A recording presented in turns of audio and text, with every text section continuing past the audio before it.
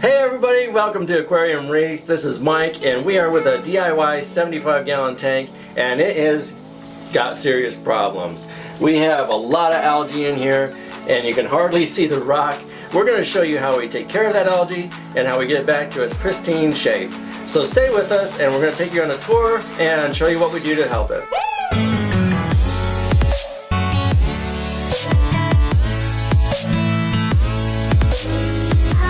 This is what they have underneath the tank. It's a 20-gallon long and they converted it into a sump. We have several things on it. Let's take you a tour of it. Off here to the left side we have a carbon reactor and they have a little bit of GFO in there mixed in with the carbon. That's feeding off of the main pump, which is right here. And then in the middle we have a refugium. We took off a refugium light so you could see the sump. The refugium light was sitting right on top of the tank, so you wouldn't have been able to get a good look at that. They have cheetomorpha in there, and they actually have a baby dragonette fish, a ruby red dragonette inside there. So they have a screen on both sides which is restricting the flow to the sump, but it's to keep it in place. And then behind it they have a fan. They would cool off the tank if it gets too hot, and there's a hose that feeds over to the right hand side which goes to a biopellet reactor. That's great for getting nitrates out and also for carbon dosing. And from the biopellet reactor they have the hose feeding down into the inlet of the protein skimmer, and then of course you have your sock for filtration. So that's basically what they have underneath, and then we're going to show you what's happening up top and how we're going to get rid of that algae. You're probably wondering what this blue box is back here. That's a battery powered air pump that when the power goes out, that kicks in and will save your corals and your fish. And it takes two D-sized batteries and is activated when the power cuts off. The name of it is Silent Air B11 and it's by Penn Plax. And we'll put a link in the video for you to check that out and possibly put those on your tank. It's really worth it. It's a cheap alternative to a serious tank crash. We're getting ready to take the algae out of the tank, and instead of removing the algae with your fingers and pulling off just an inch at a time, we were going to do drastic measures. We went to a 1/2-inch hose about 4 feet long, and we have a valve to control the rate of flow and a stick to control where we place it. So what you want to do is you want to drop it into a net, into the sump. And so since you're dropping more water into your sump, you want to control the valve going back to the tank so that your sump doesn't overflow onto the floor, which is really crucial. You do not want a wet house. We got this put in place. I have tape on it and it's going down into the sump with a net, and I put a funnel on the top of it and I filled it full of water so I'm ready to make a siphon. Okay, what I had to do is in the sump I had to regulate the return flow so that the sump didn't overflow. So as you let the siphon go into the sump, you need to make sure that you adjust your return valve to the tank, the main tank, otherwise you'll get a lot of water on the floor. I'd also turn off your protein skimmer. That way it doesn't overflow as well when you're not watching what's going on down below. So with this, it's very easy just to suck up the algae. I don't know if you can see it, but I'm going to come over here and I'm going to just suck up some algae right off the rock.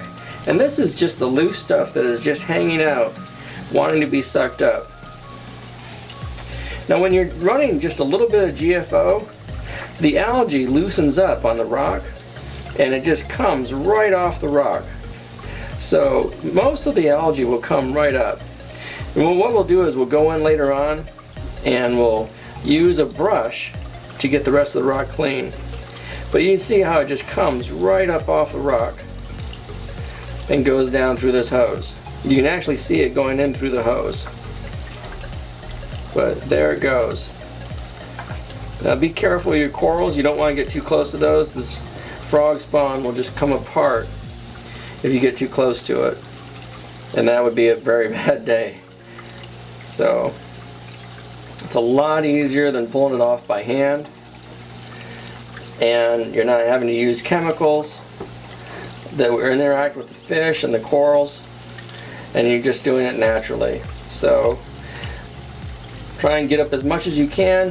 Some people try and get fish to do this work for them, and let me tell you, the fish will do a little bit, but they're not going to get it done. So you're going to have to do it manually. And the big thing is to watch your phosphates and your nitrates.